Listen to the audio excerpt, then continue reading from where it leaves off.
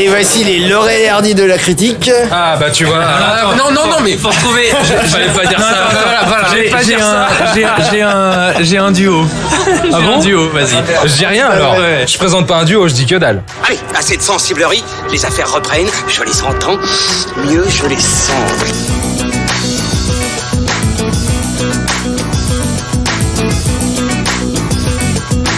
Qu'est-ce que c'est que ce foutoir, mon petit Bernard? C'est l'engin de guerre le plus puissant de tout l'univers. Salut à tous et bienvenue sur Séance Radio, c'est Fan Footage, le podcast épisode 5 depuis le Hurling Pub dans le 5e arrondissement de Paris où nous allons parler aujourd'hui de Tomb Raider que nous venons de voir en salle avec de vrais gens. Et oui, ça nous arrive également, hein. On n'a pas que cet honneur de regarder d'aller voir des films en projection. Je mélange avec le peuple. comme des prolos. Et donc pour en parler avec moi aujourd'hui, évidemment Pierre Delors de Fan Footage. Salut Bien Pierre. sûr, affirmatif, fidèle au poste. Comment vas-tu? Ça va plutôt bien. Combien de bières as-tu bu? 2. C'est bien avant de commencer, c'est bien, bravo. Et nous avons aujourd'hui à nos côtés les Modern Talking de la critique, Ilan Ferry. Les titis et gros minets du cinéma. Salut Ilan. Alors c'est moi gros minet, hein. Toi t'as un gros minet, c'est vrai. Ouais. Salut Ilan, ça va? Ça va et toi? En face de toi, Julien Munoz également. Bon, Titi, mais c'est pas la taille du gros minet qui compte. Hein. Oh là là. Joli. Ok, donc ça va être bonne ambiance aujourd'hui. Ciné Vibe versus Fan Footage, c'est parti. Bon, cette mission, c'est quoi? Nouvelle tentative de porter le jeu vidéo au cinéma. Voici donc Tomb Raider version 2018, un nouveau reboot d'une franchise cinématographique, basé cette fois sur le reboot de la série de jeux établie en 2013. Et comme le jeu d'ailleurs, le film est un peu une origin story, hein, puisque nous y suivons une Lara Croft âgée de 21 ans, incarnée par l'actrice suédoise et oscarisée Alicia Vikander, coursière à vélo et refusant d'admettre la mort de son papa Richard Croft. Sauf que le jour où elle va devoir signer les papiers lui donnant les pleins pouvoirs sur la compagnie de ce dernier, elle va découvrir un mystérieux message l'obligeant à partir à sa recherche dans les eaux dangereuses au large du Japon. Personnellement, malgré ses gros défauts narratifs, un manque d'identité, son rendu visuel parfois hasardeux, rendant l'ensemble un peu daté, je trouve que le film est plutôt une bonne surprise. Je sais pas ce que vous en pensez. Avant d'entrer dans les détails, effectivement, moi j'ai trouvé ça assez sympa, vraiment. Qui veut commencer? Eh ben alors, Pierre, vas-y. Je vais pas te donner mon avis tout de suite, on va tous en discuter un petit peu. Je vais simplement replacer les choses dans leur contexte historique. Oui. Histoire qu'on parte sur des bonnes bases et qu'on sache de quoi on parle. Parce que je pense que quand même pour beaucoup de gens, quand on parle de Tomb Raider au cinéma, on a tous en tête, toutes et tous en tête les deux films de Angelina Jolie, qui étaient sortis respectivement en 2001 et en 2003 et qui n'avaient pas rencontré un franc succès. Réalisé par Simon West, hein, c'est ça, je crois. Dominique West. Simon West. Et le deuxième Yann de Bont. D'accord, oui c'est ça, Yann de Bont, ouais. Ce qu'il faut savoir, c'est que le film Tomb Raider, donc ça parle du personnage de Lara Croft. Lara Croft, c'est un peu une des icônes du jeu vidéo. C'est quand même un personnage qui date depuis, qui a été créé il y a pas mal d'années. Hein, c'est 1996. Oui. Le premier Tomb Raider qui était sorti sur Saturn et puis ensuite sur PlayStation. C'est une création de Toby Gard. Hein, c'est un game designer britannique. Et ce qui s'est passé, c'est que le jeu était publié chez Eidos, développé par, il me semble que c'était Core Design ou Core Studio. Le jeu, donc, est le premier Tomb Raider en 1996, et puis Tomb Raider 2, Tomb Raider 3, etc. C'est une série qui a duré sur pas mal d'années, qui a connu quand même quelques épisodes, qui a connu quelques années d'errance. Hein. Il y a eu Tomb Raider Angel of Darkness sur PS2, qui était une catastrophe.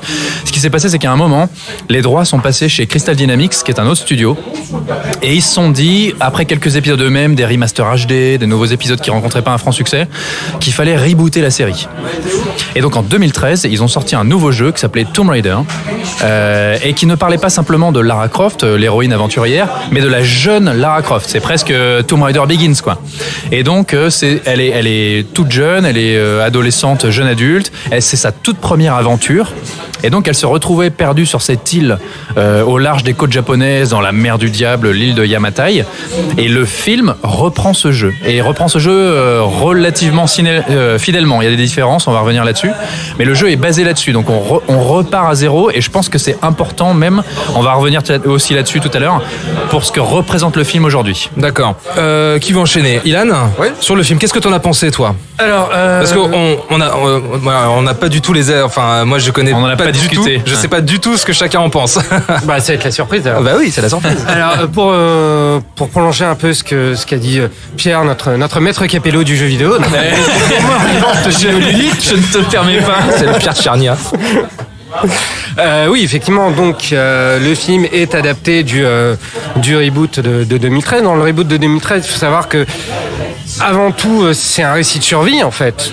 Le reboot de 2013 nous montre une Lara Croft qui n'est pas encore Tomb Raider et qui dès le début va se battre pour survivre dans une nature hostile, face à une nature hostile, mais pas seulement la nature hostile. Les gens aussi sont un peu hostiles sur les bords. Et donc, dès les premières minutes, elle en chie, beaucoup plus que dans tout le film. C'est à la fois un récit de survie, d'horreur, avec un contexte fantastique, tout ça. Et en fait, tout ça, on ne le retrouve absolument pas dans le film. C'est ça qui me pose problème avec ce nouveau reboot, c'est que, ok, allez, on va s'inspirer du reboot vidéoludique, on va montrer une Lara en devenir qui n'est pas encore Tomb Raider, mais alors à ce moment-là, tu la montres en train de se battre pour survivre, tu montres un vrai récit d'aventure, ou en tout cas quelque chose à la lisière entre The Revenant et The Descent, et là en fait on a une Lara qui pas totalement une novice, qui est pas totalement celle qu'on connaît incarnée par Angelina Jolie. Donc il y a quelque chose de l'ordre du rugueux, de ce que peut être un récit de survie, qui manque énormément à ce film et qui du coup moi m'a totalement sorti du film. Je me suis absolument pas senti impliqué là-dedans. D'accord. Ok. Voilà. Donc c'est ça qui me pose problème. Ok, Julien. Il y a quelque chose de très maladroit dans cette présentation de ce personnage parce qu'en fait, on te la montre dès le départ en train de se faire battre par un autre personnage. Sur un ring de boxe. Et tout de suite après, elle maîtrise en fait tous les méchants du film. Donc il y a ce parcours initiatique. En fait, c'est pour ça qu'on ne le ressent pas du tout parce que le personnage est très mal défini. On ne ressent pas les difficultés, elle a pas trop d'épreuves, faut bien l'avouer. Et ce qu'il y a, c'est que le jeu vidéo en fait retravaillait le personnage, puisque le but était en fait de réinstaurer une icône du jeu vidéo de retravailler la mythologie d'un personnage qui finalement était assez pauvre en fait, qui était vraiment juste une icône, qui n'avait pas tellement de personnalité que ça. La personnalité, elle venait en fait du joueur. D'accord. Et donc en fait voilà, ce jeu était là pour réinstaurer de manière iconique et mythologique un personnage, et là on n'a pas ça en fait. On est les premières séquences, il n'y a pas de spoil, mais c'est Lara Croft qui fait du vélo quoi. Donc pour toi elle a vraiment aucune trajectoire forte. Non, pas vraiment, parce que bon, il y a une histoire avec le papounet là qui est un peu ridicule, parce que ridicule, pardon. Non, mais on est une héroïne quand même solitaire qui cherche à s'affirmer, et ça passe toujours par le biais de la figure paternelle. Je trouve ça, moi, ça me dérange quoi. C'était pas quelque chose qu'il y avait déjà dans le jeu vidéo, ça? Non, il y avait pas. Non, j'en sais rien. Moi, j'ai jamais joué aux jeux vidéo. Je suis pas du tout un gamer. Donc j'enchaîne du coup. Vas-y. Alors je vais, avant de donner mon avis, je vais juste rebondir sur quelque chose que tu viens de dire, sur recréer la mythologie, recréer l'icône Lara Croft. Une des raisons pour laquelle Lara Croft et Tomb Raider ont été rebootés, c'est parce qu'en fait le personnage de Lara Croft avait vraiment subi des espèces de dérives dans l'hypersexualisation. C'était un personnage qui était devenu presque juste une paire de seins et symbole, un tour de taille. Et il y avait je sais pas si vous vous rappelez de l'époque, mais il y avait des calendriers Tomb Raider qui sortaient. On engageait tout le temps une nouvelle mannequin à chaque sortie de jeu pour représenter Lara Croft dans les médias. Une des raisons de ce reboot, c'était de revenir à quelque chose de plus simple. Hypersexualisation de Lara Croft et ce fantasme masculin. Ensuite, et ce qui est plus ou moins poursuivi dans ce film, basé sur le reboot de 2013, puisque Lara Croft n'est pas tellement exploitée pour son physique. Ouais. Pour son physique. Maintenant, je vais juste te dire que pour moi, c'est une bonne surprise. Malgré les défauts que je peux leur reprocher, et il y a beaucoup de choses à dire sur le film, il est assez problématique. En fait, j'ai passé un bon moment. Et je suis sorti de la salle, et ce que je me suis dit, c'est que c'était une très bonne série B, grand public. C'est pour ça que j'avais un peu du mal à comprendre Warner qui en fait a un peu sacrifié le film. Enfin, la communication est désastreuse, les bandes annonces sont horribles. Il y a quasiment pas eu de projo presse. En fait, il y a eu une projo pour des youtubeurs, si j'ai pas de bêtises, et une projo pour quelques journalistes sélectionnés, mais ils avaient pas envie de le montrer à la presse ni aux blogueurs. Et les affiches sont un désastre. Non, mais la campagne marketing, elle est depuis le début de toute manière. La campagne marketing, c'est aller aux fraises. Moi, ce que je regrette sur le film, c'est qu'effectivement, alors premièrement, je trouve que la photo est d'une banalité terrible. Non, mais il n'y a pas que la photo, il y a même la mise en scène. Je trouve que la mise en scène, il fait dater quand même. La mise en scène n'est pas forcément très intéressante. Ça fait blockbuster des années 2010. Je trouve que Alicia Vikander, qui est une comédienne que j'aime bien, incarne très bien une jeune Lara Croft. Je trouve qu'elle est convaincante. Et même d'ailleurs, c'est elle qui porte le film et qui parfois sauve des scènes qui sont d'une intensité dramatique relativement faible. Et elle s'en sort très bien. Moi, je trouve qu'elle amène quelque chose, elle amène une énergie. Je dis pas que son personnage est très bien écrit, mais je dis qu'elle apporte quelque chose. Et personnellement, je suis sorti de la salle en me disant, j'ai envie de la voir dans un Tomb Raider 2, tu vois. Je me suis attaché à son personnage. Moi aussi. Ensuite, quelque chose que j'ai... alors voilà, je regrette l'aspect survie. Parce qu'il faut savoir que dans le reboot de 2013, Lara Croft, elle traversait des épreuves terribles. C'est-à-dire que le jeu s'ouvre par l'accident, par le bateau qui s'échoue sur cette île, alors que dans le film, ça intervient assez tardivement dans la narration.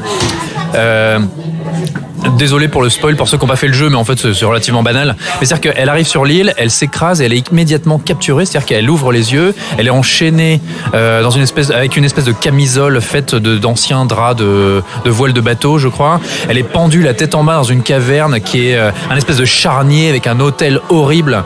Il y a tout un aspect comme ça un peu ésotérique dans le jeu. Elle doit se libérer immédiatement. En fait, Lara Croft n'a vécu aucune aventure. Elle devient Lara Croft. Donc c'est-à-dire qu'elle se libère en mettant le feu, elle arrive à se balancer au bout de sa chaîne et en mettant le feu à sa camisole, et donc elle se laisse brûler pour que ça détruise. Donc c'était plus rude dans le jeu, c'est ce que tu veux dire en fait. Et quand tu disais The Descent, le jeu était clairement... The Descent était clairement cité comme une source d'inspiration. Donc c'était quelque chose souvent de très souterrain. Il y avait des charniers, des rivières de sang. Il y avait des massacres absolument terribles. Et une fois qu'elle sortait de la caverne, elle se trouvait perdue dans la forêt. Et il y avait un aspect survie. Elle devait apprendre à survivre dans la nature, apprendre à devenir Lara Croft. Le film évince ça totalement et surtout évince le côté ésotérique pour partir dans une espèce de... Voilà, elle se retrouve face à une espèce d'armée de mercenaires très réaliste. Effectivement, ce côté, je regrette. Malgré tout, je trouve que le réalisateur arrive à... Roar Othog, norvégien. Oui, enfin... Et il arrive à installer et à instaurer une espèce de... feeling aventure. De climat d'aventure. Et le film d'aventure n'existe quasiment plus aujourd'hui. Moi, j'aime beaucoup ça. Et j'ai retrouvé, malgré les défauts, une aventure que j'ai pris un certain plaisir à suivre. C'est exactement ce que j'avais en tête pendant tout le film. C'est-à-dire que, souviens-toi, tu le dis, le film d'aventure est de plus en plus rare au cinéma. La dernière fois, c'était une parodie avec Jumanji. Et je ne pouvais pas m'empêcher de penser à Jumanji en voyant Tomb Raider et me dire... Là, il y a une démarche honnête de proposer une aventure avec tout ce que ça comporte, avec tous les motifs classiques. Mais j'étais pris dedans. Voilà, il y avait la jungle, il y avait les tombeaux, il y avait les flammes, etc. Enfin bon, bref, il y avait tous les motifs qui me plaisent dans le film d'aventure que j'ai retrouvé là et qui me manquaient. Oui, complètement. Et moi aussi. Moi, pour rebondir un peu sur ce que vous avez dit tous les deux, moi, c'est pas que j'ai détesté le film, si vous voulez, c'est que en tant que Tomb Raider, le film aurait pu s'appeler Tomb Raider ou Dora l'exploratrice, ça aurait fait absolument là, c'est juste pour être un petit peu méchant, parce qu'à un moment donné, j'ai fait un pari, faut que je case Dora l'exploratrice dans un Mesdames et messieurs, Ilan Ferry, Ciné-Vibe. Voilà. Non, mais plus sérieusement, c'est-à-dire que ça serait appelé Alicia l'aventurière ou Tomb Raider, ça n'aurait fait aucune différence. Pour moi, c'est pas un Tomb Raider, c'est un film d'aventure honnête avec des tas de défauts, tout ce qu'on veut, mais c'est pas un Tomb Raider parce qu'il manque ce côté survival horrifique du reboot qui est nécessaire à partir du moment où on dit que l'ambition est justement de faire une version live du reboot vidéoludique. Donc voilà, donc le film ne m'a pas déplu, mais honnêtement, je pense que demain je l'aurais oublié. Enfin, c'est un tout petit peu malhonnête de l'avoir appelé Tomb Raider. Ouais, moi je sais pas, je peux pas juger par rapport aux jeux vidéo parce que je ne maîtrise pas. Mais quand même, Alicia Vikander porte le film, il y a un truc qui se passe. Ah oui, elle est super, elle est vraiment super. Enfin, je dirais pas qu'elle est super, mais bon, déjà on voit que physiquement elle s'est investie, elle a fait des efforts, mais le problème c'est que tu l'as fait jouer devant un fond vert, quoi. Ah oui, non, c'est que toutes les scènes d'action sont sous fond vert et que tu ne ressens jamais le côté exotique de l'île. Ça paraît toujours artificiel en fait, et c'est ça que je trouve qui manque dans ce côté film d'aventure à l'ancienne qu'on aurait bien aimé retrouver, quoi. Et parce que tout paraît fait dans un studio avec des séquences d'action qui sont sécurisées au maximum et en fait sans souffler pique. C'est vrai. Non mais c'est vrai. Alors, ok, mais globalement, je suis d'accord avec plusieurs des points que vous avez abordés. Hein. Je trouve pas que le film soit parfait. J'ai eu une bonne surprise et personnellement, j'ai passé un bon moment.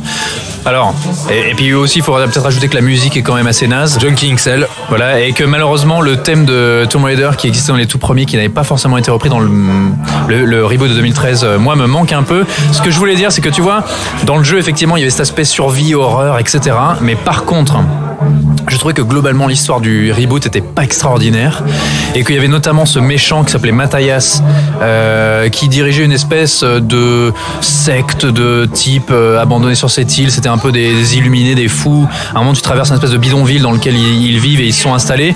Personnellement, je trouvais ça plutôt mauvais. Moi, ça me déplaise pas qu'on ait abandonné ces personnages et ces méchants. Et je trouve que Walter Goggins, dans le rôle de l'antagoniste, même s'il est, pas pour moi, non. Mais il est relativement banal. Mais moi, dans sa construction, c'est un personnage qu'on a déjà vu, tu vois. Mais je trouve qu'il le fait bien. Et en fait, il campe une espèce de véritable ordure en laquelle j'ai cru. J'ai l'impression que personne n'y croit vraiment, tu vois. C'est comme. Moi, j'y ai cru. Je trouve que c'était un bon choix. Je trouve que c'était un bon choix. Je trouve que c'est un bon choix. Oui, il me convainc pas parce que les personnages n'existent pas vraiment. Alors je parle même pas des hommes de main, les mercenaires qui n'ont aucune existence propre, qui sont interchangeables, alors qu'il y aurait plus quelque chose à faire. Enfin, je veux dire, je pense qu'on serait tous incapables de dire qui c'est qui meurt le premier, qui c'est qui meurt le dernier, c'est quoi l'attribution de l'un ou l'autre. J'ai retenu Rocket, moi. C'est celui qui part à sa recherche dans la jungle et c'est affolant. Et donc oui, c'est un méchant artificiel, assez lambda, qui est sur des rails en fait. Oui, mais tout le film qui est un méchant, mais pas trop non plus parce qu'il faut pas trop déconner. Comme un peu tous les personnages, tu sais, on veut essayer de leur donner un peu une seconde couche, une seconde dimension, mais ça prend vraiment jamais, quoi.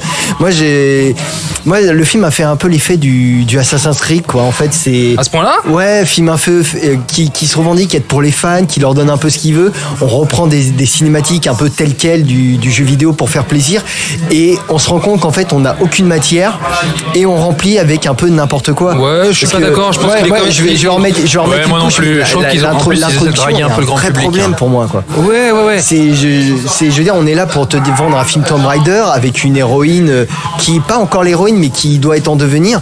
Et c'est Lara Croft qui fait du vélo ou qui se fait voler son sac à main. C'est pour ça que je disais qu'effectivement, alors on est d'accord, il y a énormément de défauts, il est daté, tout ce que tu veux, etc. Mais il est honnête. Je trouve qu'il y a une démarche honnête dans le film. Ouais. Tu vois? Ouais. Et il prend pas le fait que ce soit un jeu vidéo avec cynisme. Quand même, le côté jeu vidéo, on te le remet quand même souvent parce qu'il y a des trucs où on te souligne bien, tiens, regardez, elle grimpe une échelle comme dans le jeu, elle fait cette même action comme là dans le reboot. Oui, mais le film est basé sur le reboot aussi. C'est normal qu'il y ait des choses. C'est la façon de c'est filmé, c'est pour dire, regardez les gamers, on a pensé à vous, quoi. Alors que. Oh, vous êtes chiants les gamers, faut savoir ce que vous voulez, hein, merde. Quand on prend des cinématiques, ça va. Je l'ai pas senti comme ça. Ça va pas non plus. Vous êtes chiants. Merde. Et tu vois, vas-y Ilan, vas-y, je t'en prie. Non, j'ai justement rebondir sur ce qu'allait dire Julien et pas me lâcher corporate malheureusement, mais effectivement moi je redoutais qu'il y ait trop de fanservice, notamment quand j'ai vu la bande-annonce où elle était avec son piquet en train de se raccrocher à une montagne ou un truc comme ça, et j'ai été surpris sur le fait qu'il n'y ait pas tant de fanservice que ça. Bah oui, carrément. Ça m'a étonné, je sais pas si c'est en bien, mais en tout cas j'étais content qu'il n'y ait pas trop de fanservice. Voilà, non mais tu vois, Assassin's Creed, il y avait du fanservice, mais en fait, comme tout le monde avait remarqué, c'est quand même la majeure du film se passe dans le temps présent, quoi. Et donc tu vois quand même que des mecs qui veulent fournir un film de fanservice, ils n'y arrivent même pas et ne comprennent même pas ce que c'est l'essence de leur propre jeu. Et là, j'ai trouvé que c'était un peu la même chose. C'est-à-dire, on se dit, oubliez les films avec Angelina Jolie, on va vous donner le film que vous attendez, machin. Et en fait, tu vois un film d'exécutif où les gens n'ont même pas pris la peine de prendre leur manette et d'allumer la console, quoi. Alors, si je peux rebondir sur oublier les films d'Angelina Jolie, moi, il y a quelque chose que j'ai cru sentir dans le film. Je sais pas si c'est volontaire ou pas. Moi, je l'ai pris comme ça.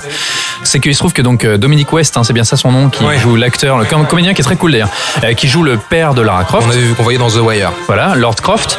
Dominic West, il se le trouve parce que voilà, dans l'univers de Lara Croft, elle suit au début les traces de son père avant de devenir une aventurière par elle-même. Et il se trouve que Dominic West a un rôle plus important que ce que j'avais envisagé dans le film. Parce que tout le monde avait envisagé, je pense. Il est présent dans beaucoup de flashbacks et il a un rôle beaucoup plus important. Et moi, j'ai vu là aussi, notamment dans son rapport avec Lara, un film qui joue sur l'idée de la filiation et de l'héritage, et en fait comment on passe outre son héritage et comment on se débarrasse de l'héritage du père pour voler de ses propres ailes. Et moi je trouve qu'il y a un petit côté, c'est à la fois l'arc du personnage de Lara, à la fois l'arc du film lui-même, son destin, genre par rapport à ce qui existe déjà Tomb Raider, par rapport au film d'Angelina Jolie, et pour montrer que il y a cet héritage et on peut aller au-delà. Pour ça, il faudra quand même que les films d'Angelina Jolie aient un vrai impact, eu un vrai impact culturel dans la culture populaire, et j'ai pas vraiment l'impression que ça soit ça. Et mine de rien, les gens se rappellent d'elle. Je veux dire, enfin, j'ai pas vu de commentaires un jour qu'il y ait des gens qui disent non, mais vous allez tuer les films avec Angelina Jolie, c'est une honte. Moi, c'est parce que personne les aime. Oui, voilà, c'est tout. C'est pour ça. Ouais, mais elle, en tant qu'actrice, je trouve d'ailleurs qu'elle a été très bien choisie. Elle a marqué son temps malgré tout dans le rôle. Disons qu'elle semblait faite pour le rôle, anatomiquement parlant, mais honnêtement, je prends. Personne n'a vraiment retenu quelque chose de ces films. Moi, je serais incapable de citer une scène du 2. Honnêtement, le 2, je l'ai complètement oublié. Le punch sur le requin, c'est dans le 1 ou le 2? Je l'avais oublié. Mais je l'avais oublié. On s'en souvient de celui-là. Tu vois, je l'avais oublié. Et maintenant que tu me le dis, j'y repense, mais j'avais carrément oublié. Est-ce que vous comprenez le bashing de la part de la presse autour du film? Moi, je comprends pas. Je suis conscient des problèmes du film. Je suis d'accord qu'il y a des gros raccourcis dans l'arc narratif de Lara Croft qui soudainement s'est tiré à l'arc, alors blablabla, que ça manque d'aventure, qu'il n'y a pas assez de paysages ou d'exotisme. Mais franchement, je trouve que je le répète, je trouve que c'est une série B tout à fait sympathique à voir avec des amis au ciné. Moi, j'ai passé un moment tout à fait agréable.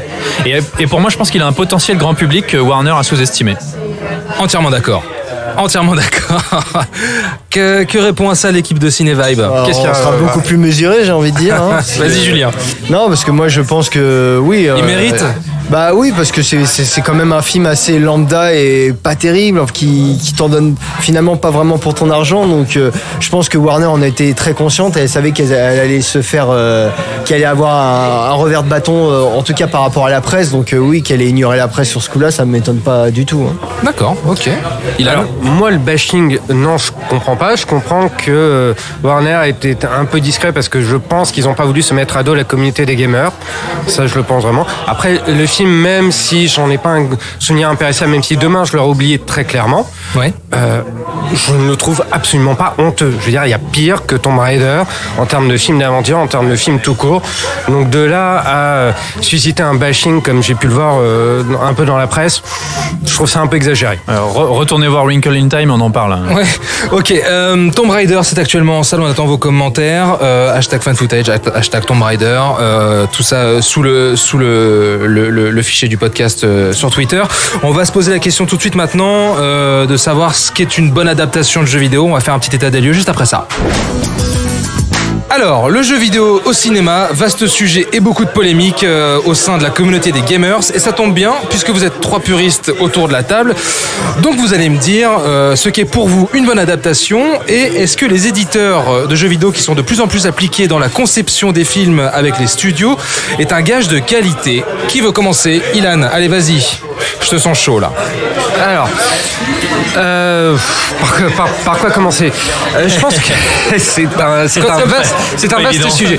Je pense qu'à un moment donné, dans l'histoire du jeu vidéo, les studios ont bien réussi mixer le langage, la grammaire vidéoludique à la grammaire cinématographique.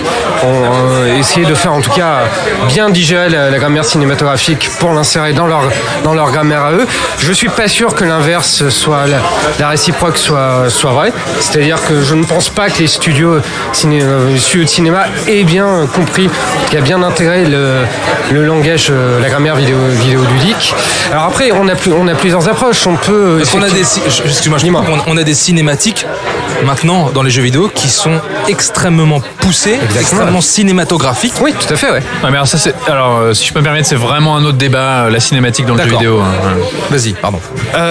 Donc après, on a plusieurs approches. On a une approche qu'on peut qualifier, je ne sais pas si on peut la qualifier de cynique, mais en tout cas de mercantile, qui est par exemple celle d'Ubisoft, qui a créé son propre département cinéma qui s'appelle Ubisoft Motion Pictures, UMP.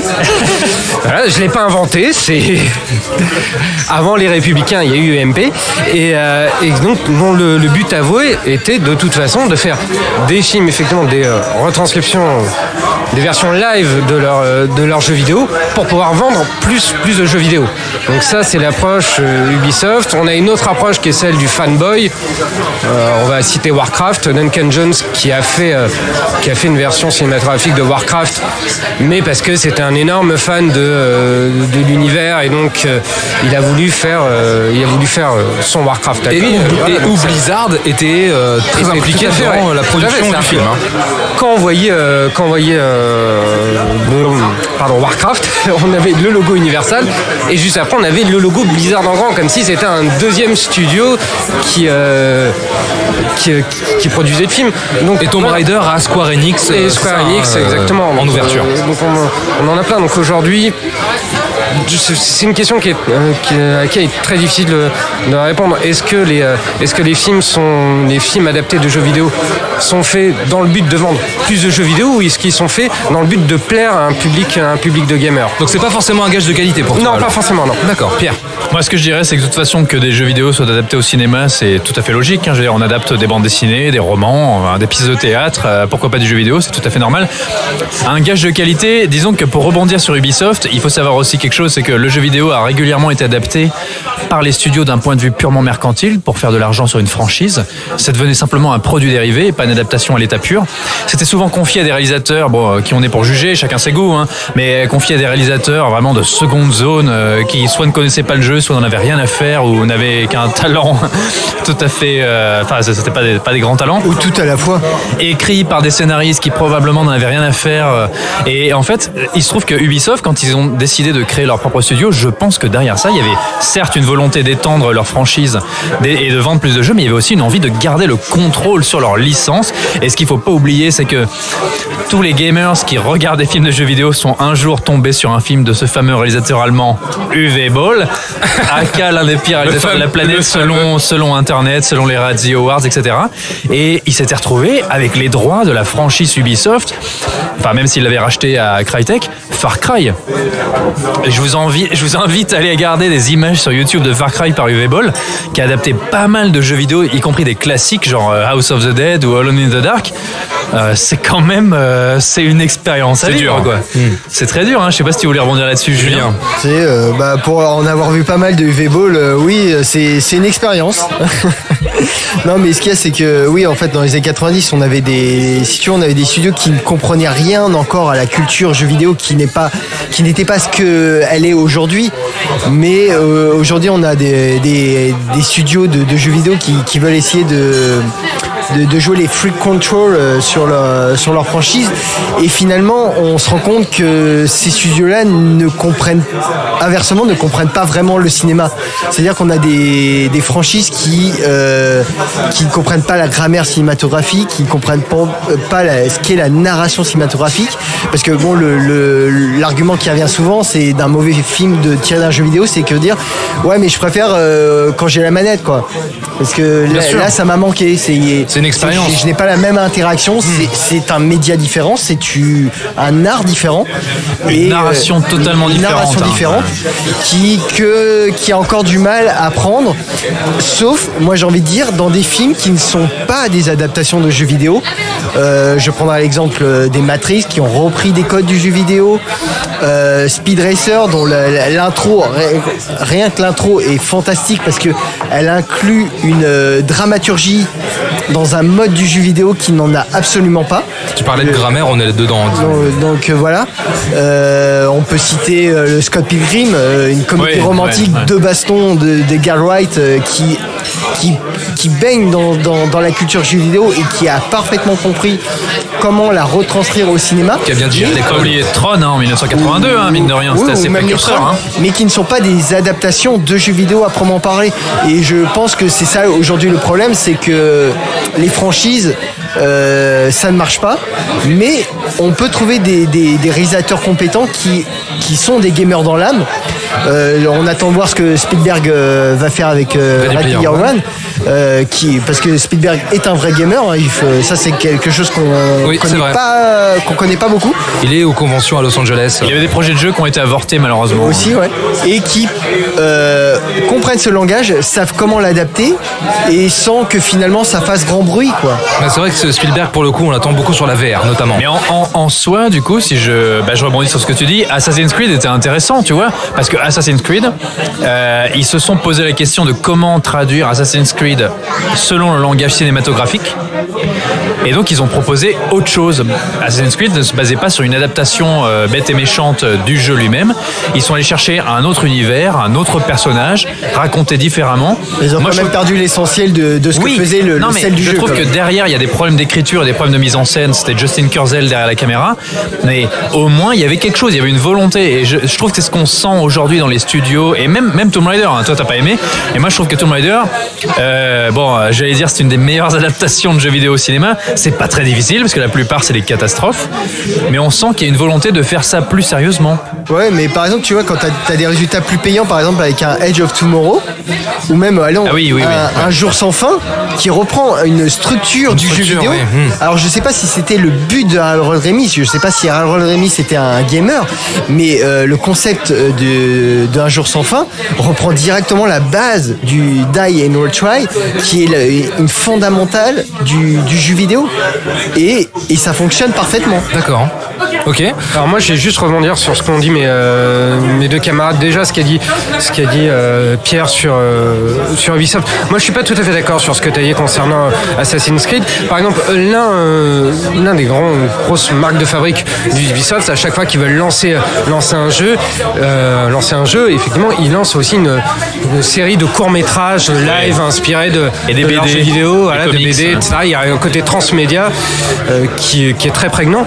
Et quand moi je vois un film comme Assassin's Creed, j'ai juste l'impression de voir une version longue des courts-métrages qu'ils ont réalisés pour lancer tel ou tel jeu vidéo. Donc je pense, comme le dit Julien, je pense que l'avenir du jeu vidéo au cinéma, en fait, se situe en marge des licences. À partir du moment où justement on s'éloigne totalement des licences pour proposer quelque chose d'autre, quelque chose d'hybride. Parce que qu'est-ce que sont le langage cinématographique et le langage jeu vidéo ludique? Ce sont deux langages totalement différents. Et le meilleur compromis, c'est quelque chose de totalement hybride, comme on a pu avoir sur Speed Racer, et comme on n'a pas arrêté de faire les sœurs Wachowski, puis les sœurs Wachowski depuis Matrix. Malheureusement, alors je suis d'accord, il y a des franchises. L'avenir, les meilleurs films qui parlent de jeux vidéo, par exemple, je pensais aussi à War Games, ce film avec Mathieu Broderick, c'est les films qui sont autour du jeu vidéo. Malgré tout, il y a des choses auxquelles je pense, sur lesquelles il faut revenir.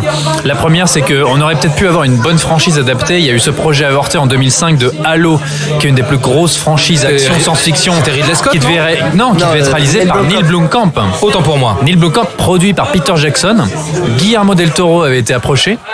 Et le scénario, à la base, était écrit par Alex Garland, donc Ex Machina, Annihilation. Et aujourd'hui, c'est un peu un des gros noms du scénario. Et sur le papier, ça fait envie. Et quand on voit les courts-métrages qui ont servi finalement de publicité qui ont été réalisés par Neil Blomkamp autour de l'univers de Halo, c'était quand même de la tuerie, quoi. Enfin, moi, j'attendais de voir ça au cinéma. Beaucoup des designs ont été réemployés dans District 9. Il y a quand même dans District 9 un bel univers visuel, mais surtout au niveau des franchises, parce que en fait, les films de jeux vidéo, il y en a tout le temps, et on est parti. Il y en a encore beaucoup qui sont prévus. Et sur les franchises elles-mêmes, Nintendo a quand même signé un gros contrat avec Universal, et pour des exploitations de l'univers Nintendo dans les parcs d'attractions, et pour des nouveaux films au cinéma. C'est-à-dire, il y a un film d'animation Mario qui va sortir chez Illumination. Il y a Détective Pikachu qui avec sort avec Ryan Reynolds. C'est quand même une grosse star, tu vois. Et il y a même dans le monde des séries avec la série Zelda par Amazon, je crois. Oui, alors ça, on sait pas tellement si ça va se faire ou où ça en est. Enfin, l'annonce avait été en tout cas. Il y a eu une annonce, exactement. Et, donc on peut se demander peut-être, va savoir qu'est-ce que peut donner le jeu vidéo dans l'univers de la série. C'est ça, parce que je me dis, alors moi, encore une fois, je suis pas du tout gamer, donc je vois ça de très loin, mais ça m'intéresse malgré tout parce que c'est deux médiums qui à un moment donné convergent. Aujourd'hui, les jeux ont des maps, ce qu'on appelle des maps de plus en plus ouvertes, qu'il faut réduire sur 2 heures de temps, sur une trajectoire bien précise. Je pense, tu parlais de Zelda, je pense par exemple aussi à Uncharted, qui est prévu avec Sean Levy. Qu'est-ce qu'on peut en attendre de ce type de film? C'est pas tellement l'idée de la map, c'est par exemple, il y a eu aussi l'évocation d'une série basée sur la saga de jeux vidéo The Witcher, qui est adaptée aussi de romans à la base. The Witcher 3, j'ai peut-être 250 heures de jeu, tu vois, et à un moment il va falloir le résumer soit en une série de quelques épisodes, soit en un film de 2 heures, 3 heures, grand maximum. Effectivement, mais là on passe d'un média à un autre, mais il y a énormément, le pire c'est qu'il y a énormément de jeux ne serait-ce que cette année, il y a 2 adaptations de jeux vidéo qui vont sortir au cinéma. Il y a Rampage avec The Rock, il y a Dynasty Warriors qui est un film hongkongais. 2019, on va aussi s'en taper d'autres. Juste avant, on avait eu, rappelez-vous de The Angry Birds, The Movie, Ratchet & Clank. On a voulu l'oublier. Mais voilà, tu regardes c'est quoi les cinéastes qui sont derrière ces films-là, c'est un peu le problème. Ah oui, bien sûr, Sean Levi sur Uncharted. Voilà. Alors qu'on aurait pu avoir Joe Carnahan. N'importe quel grand cinéaste, est-ce qu'il n'est pas condamné à se casser la figure sur une adaptation de jeu vidéo? Parce que dans tous les cas, aucun gamer sera satisfait. Dans tous les cas. Justement, le problème, c'est pour moi, après je vous laisse, excusez-moi, je parle tout le temps, c'est qu'on n'est pas dans l'adaptation. On n'est pas dans la réappropriation du matériau pour le langage cinématographique, mais dans une espèce de portage bête et simple du jeu sur une trame de cinéma. Et en fait, non, ça ne marche pas, ça ne fonctionne pas comme ça. Mais est-ce que, alors, pardon, vous vouliez dire quelque chose peut-être? Non, je voulais rebondir sur quelque chose qu'a dit Pierre tout à l'heure sur l'adaptation de Halo qui a été écrite par Alex Garland. Il faut savoir que Alex Garland est aussi scénariste de jeux vidéo. C'est lui qui a signé le scénario du reboot de Devil May Cry. Et donc, ce qui est intéressant. Ouais, alors pour le coup, j'aurais préféré qu'il s'abstienne. Personnellement, je déteste le reboot de Devil May Cry. Oui, mais c'est intéressant d'avoir justement de voir ça qu'un scénariste qui vient du monde du cinéma vienne à écrire des scénarios de jeux vidéo. Est-ce que justement, quel regard il peut apporter à l'un ou l'autre des médias? Est-ce qu'il faudrait pas voir aussi les choses du côté de l'écriture?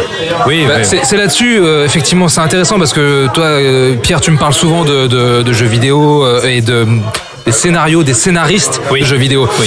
Est-ce que quand il y a cette association entre un studio et un éditeur de jeux vidéo qui met des billes pour une adaptation d'un de ses titres, est-ce qu'il ne peut pas placer justement son scénariste sur une adaptation cinématographique? Et ça, c'est difficile de répondre parce qu'en fait, c'est 2 types d'écriture tellement différents, surtout qu'on va de plus en plus vers des narrations non linéaires. Enfin, c'est scénariste de jeux vidéo n'est pas forcément bon scénariste de cinéma et réciproquement, tu vois. Ok. D'accord. Bon, bah voilà, le jeu vidéo cinéma. Vaste sujet, et on n'est pas pris d'en sortir. Hein. Il y a beaucoup de films. Il y a même par exemple Sleeping Dogs qui a réussi, qui est un film, qui est un jeu qui se passe à Hong Kong avec la mafia et la police, et qui ont réussi à dénicher Donnie Yen, tu vois, comme star. Donc en fait, il y a quand même beaucoup d'argent qui est mis aujourd'hui dans les adaptations. The Rock dans un film de jeu vidéo, c'est quand même pas rien. Non, mais surtout au box-office aux États-Unis. Hein. J'ai pas vu dans les trailers, par exemple, pour le coup de Rampage, j'ai pas vu en intro des trailers les logos. Je sais pas quel éditeur. Alors à l'époque, il me semble que c'était Midway. Moi, j'ai joué la version Nintendo 64 de Rampage World Tour. Je saurais plus. Il me semble que c'était Midway. Quelle est votre meilleure adaptation de jeu vidéo? Pour moi, c'est Julien. c'est avec quelques réserves, mais parce que bon, c'est le jeu est tellement un chef-d'œuvre, Silent Hill. D'accord, c'est Christophe Gans, c'est ça? Christophe Gans, ouais. D'accord, ok. Ilan? Alors, Ilan a des confessions à nous faire. Ouais. Alors moi, c'est ça, Street Fighter. Tiens donc. Avec Ouais, Jean-Claude Street Van Fighter, Damme. avec Jean-Claude Van Damme. Non, j'ai perdu un pari. J'ai dit que je vais parler de Street Fighter comme je vais parler de Dora l'Exploratrice.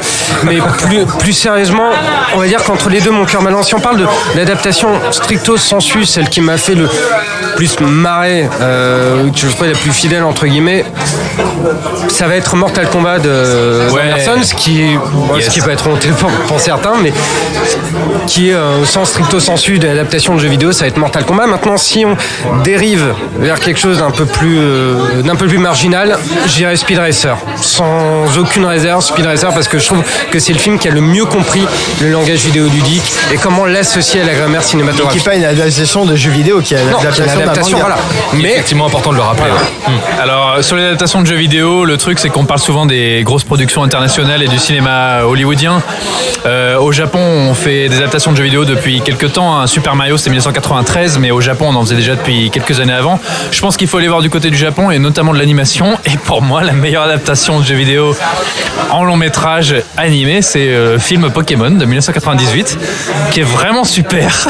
C'est pas Dragon Ball? Non, attends, Pokémon de 98, le film est vraiment cool et c'est un bon film animé, ça respecte bien l'univers Pokémon, même la série était pas mal. Et si on reste dans l'animation, je dirais que ce qui est périphérique, parce qu'on a parlé de Tron, de Wargames, de Speed Racer, et de Scott Pilgrim, ce qui est périphérique, un peu l'univers du jeu vidéo, mais qui en parle bien. Je conseille aussi Summer Wars, qui est un film de 2009, un film d'animation japonais, et qui parle très bien de l'univers du jeu vidéo et des avatars. Ok. Et de la vie virtuelle. Très bien. Bon, bah voilà, je pense qu'on a fait un petit état des lieux, pardon. Quelle est votre meilleure adaptation de jeu vidéo? Dites-nous dans les commentaires. On est très impatients d'avoir vos avis, vos retours. Voilà, dites-nous. Fan Footage épisode 5, c'est maintenant terminé. Retrouvez-nous sur Séance Radio, SoundCloud, iTunes et tous les autres agrégateurs. Hashtag Fan Footage sur les réseaux sociaux. On a trop bu, je crois, hein, les amis. Je pense on est au bout du bout.